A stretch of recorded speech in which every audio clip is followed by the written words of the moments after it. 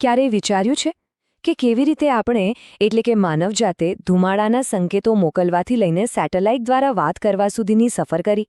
ચાલો આજે આપણે આ જ અદ્ભુત ઉત્ક્રાંતિની આખી જર્નીને સમજીએ.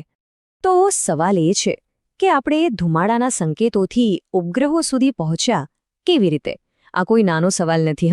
આ જ સવાલ આપણી આખી વાતચીતનો આધાર છે. આ એક એવી કહાણી છે જેણે આપણી દુનિયાને, આપણા સમાજને બધું જ બદલી નાખ્યું. તો ચાલો આ સફરને થોડી સરળ બનાવીએ. આપણે 6 મુદ્દાઓ પર વાત કરીશું. પહેલા સમજીશું કે વાતચીત કરવાની જરૂર જ કેમ પડે. પછી જોઈશું કે સંકેતોથી લખાણ સુધી કેવી રીતે પહોંચ્યા. ત્યાર પછી આવશે માસ મીડિયાનો જમાનો, ભારતમાં રેડિયોની કહાણી, અને પછી આખી દુનિયા એક ગ્લોબલ વિલેજ કેવી રીતે બની. અને છેલ્લે આજે પણ આ કનેક્શન કેમ આટલું જરૂરી છે એ પણ જોઈશું. તો શરૂઆત કરીએ એકદમ મૂળભૂત વાતથી, વહેંચવાની માનવ જરૂરિયાત. જુઓ, દરેક મેસેજ પાછળ કંઈક હોય છે, ખરું ને?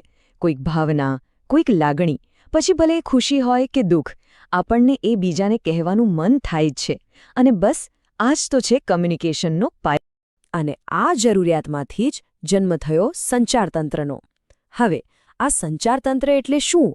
એકદમ સરળ ભાષામાં કહીએ તો એવી કોઈ પણ સિસ્ટમ જે એક જગ્યાએથી બીજી જગ્યાએ માહિતી પહોંચાડે.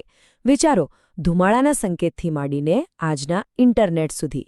આ બધું જ એક પ્રકારનું સંચારતંત્ર જ છે. તો ચાલો હવે થોડા સમયમાં પાછા જઈએ. સંકેતોથી લિપિ સુધીની આ સફર જોઈએ. આપણા પૂર્વજો કેવી રીતે અંતર પર વિજય મેળવતા હતા. એમની રીતો કદાચ આપણને આજે જૂની લાગે, પણ એ ખરેખર ખૂબ જ સ્માર્ટ હતી. જરા કલ્પના તો કરો, પહાડો પર ઢોલ વગાડીને મેસેજ મોકલવામાં આવતા, અથવા તો ધુમાડાના સંકેતોથી. એટલું જ નહીં, પક્ષીઓ અને પ્રાણીઓને પણ ટ્રેન કરાતા હતા સંદેશા પહોંચાડવા માટે. ક્યારેક ધ્વજ લહેરાવીને તો ક્યારેક જોરથી બૂમો પાડીને. અને હા, લખાણ શોધાયું એ પહેલાં તો ચિત્રો અને પ્રતીકો જ એમની ભાષા હતા. કેટલું ક્રિએટિવ નહીં? અને પછી બધું બદલાઈ ગયું, કારણ કે આવી ગઈ લેખણકળા. હવે સંદેશાઓને કાગળ પર ઉતારી શકાતા હતા, સાચવી શકાતા હતા અને દૂર દૂર સુધી મોકલી શકાતા હતા. આ એક ક્રાંતિ હતી. અને આ ક્રાંતિમાંથી જ જન્મ થયો ટપાલ સેવાનો, જેણે સામાન્ય લોકોથી લઈને સરકારો અને વ્યાપાર ધંધા બધાને જોડી દીધા. ઓકે, હવે 19મી સદી પર આવીએ. અહીં તો ટેકનોલોજીએ ગતિ પકડી લીધી. 1850માં ટેલિગ્રાફની શોધ થઈ અને ફક્ત 4 જ વર્ષમાં 1854માં ભારતમાં આધુનિક ટપાલ સેવા શરૂ થઈ ગઈ. પણ ટેકનોલોજીની એક ખાસ વાત છે, એ હંમેશા આગળ વધતી રહે છે. જે ટેલિગ્રાફે એક સમયે દુનિયાને જોડી હતી, એ જ સેવા 2013માં ભારતમાં બંધ થઈ ગઈ. આ તો છે પ્રગતિનો નિયમ. ટપાલ અને ટેલિગ્રાફ, આ બધું હતું 1-to-1 કમ્યુનિકેશન. પણ હવે આપણે એવા યુગમાં જઈ રહ્યા છીએ જ્યાં વાત એકથી એકની નહીં, પણ એકથી અનેકની થવાની હતી. જી હા, હવે શરૂ થાય છે માસ મીડિયાનો યુગ. અને માસ મીડિયાનું સૌથી પહેલું અને શક્તિશાળી સ્વરૂપ કયું હતું ખબર છે? પુસ્તકો. પ્રિન્ટિંગ પ્રેસની શોધ પછી તો જ્ઞાન, વિચારો અને સિદ્ધિઓને એક પેઢીથી બીજી પેઢી સુધી પહોંચાડવાનું શક્ય બન્યું. પુસ્તકો જાણે કે એક ટાઈમ કેપ્સ્યુલ જેવા છે, જે જ્ઞાનને સદીઓ સુધી સાચવી રાખે છે. પુસ્તકો પછી આવ્યા વર્તમાનપત્રો. હવે દરરોજ સવારે દુનિયાભરના સમાચાર આપણા ઘરના દરવાજે પહોંચવા લાગ્યા. માત્ર દેશ દુનિયાના જ નહીં, પણ સ્થાનિક જાહેરાતો, ઘોષણાઓ અને હા, પંચાંગ અને રાશિફળ જેવી રોજિંદી માહિતી પણ. છાપાએ દુનિયાને આપણી આંગળીના ટેરવે લાવી દીધી. પછી આવ્યા 2 મોટા ખેલાડીઓ, રેડિયો અને સિનેમા. રેડિયો, જેણે આખા દેશને એક અવાજ આપ્યો. સંગીત, સમાચાર, સ્પોર્ટ્સ બધું જ હવામાં પ્રસારિત થતું હતું. બીજી બાજુ સિનેમા, એણે તો પડદા પર જાદુ પાથર્યો. એ માત્ર મનોરંજન નહોતું, એ શિક્ષણનું સાધન બન્યું અને સમાજની વિચારસરણીને પણ બદલવાની તાકાત ધરાવતું હતું. અને એ તો આપણે જાણીએ છીએ કે ફિલ્મો બનાવવામાં ભારત દુનિયામાં નંબર 1 છે. તો ચાલો હવે ખાસ કરીને ભારતમાં રેડિયો અને ટીવીની સફર પર એક નજર નાખીએ. આ બધી શરૂઆત થઈ 2 મહાન શોધકોથી. 1895માં માર્કોનીએ રેડિયોની શોધ કરી અને પછી આવ્યા જ્હોન લોગી બાયર્ડ, જેમને ટેલિવિઝનની ભેટ આપી. આ બંને શોધોએ મળીને આખા દેશને એક તાંત્રે બાંધવાનું કામ કર્યું. અને ભારતમાં આ સફર કેવી રહી? ચાલો જોઈએ. 1930માં સરકારે ઇન્ડિયન બ્રોડકાસ્ટિંગ સર્વિસ બનાવી. 1957માં એને ખૂબ જ સુંદર નામ મળ્યું, આકાશવાણી. પછી 1959માં દિલ્હીમાં પહેલો ટીવી પ્રોજેક્ટ શરૂ થયો.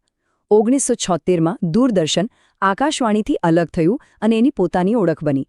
1997માં આવ્યું પ્રસાર ભારતી અને 2000ના વર્ષમાં તો શિક્ષણ માટે ખાસ ચેનલ ડીડી જ્ઞાનદર્શન પણ શરૂ થઈ. જુઓ કેવી રીતે સ્ટેપ બાય સ્ટેપ આખું નેટવર્ક બન્યું. આ બધી ટેકનોલોજીએ મળીને જે કર્યું એણે દુનિયાનો નકશો જ બદલી નાખ્યો.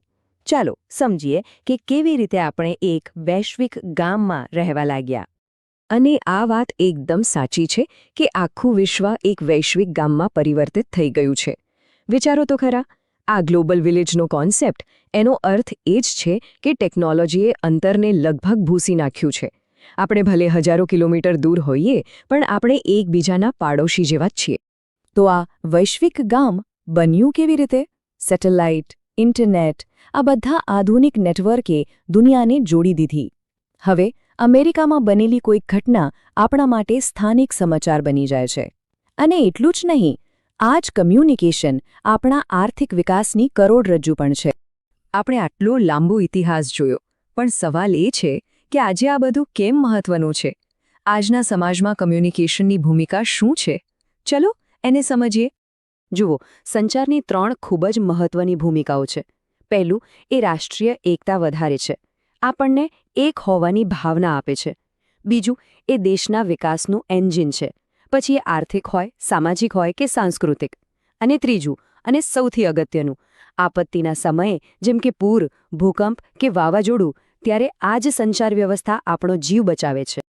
તો આ બધી વાતનો સાર શું છે?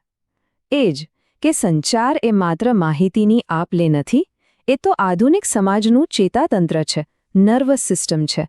એના વગર આપણો સમાજ ચાલી જ ન શકે. આખી વાત પૂરી કરતા પહેલા એક સવાલ મનમાં આવે છે. આજે આપણા જોડાણો, કનેક્શન્સ એકદમ ઇન્સ્ટન્ટ થઈ ગયા છે. એક ક્લિકમાં આપણે દુનિયાના કોઈપણ ખૂણે વાત કરી શકીએ છીએ. પણ શું આ ઇન્સ્ટન્ટ કનેક્શન્સ ખરેખર મજબૂત પણ બની રહ્યા છે? આ સવાલ સાથે હું આ વાતને અહીં વિરામ આપું છું. વિચારવા જેવો પ્રશ્ન છે, ખરું ને?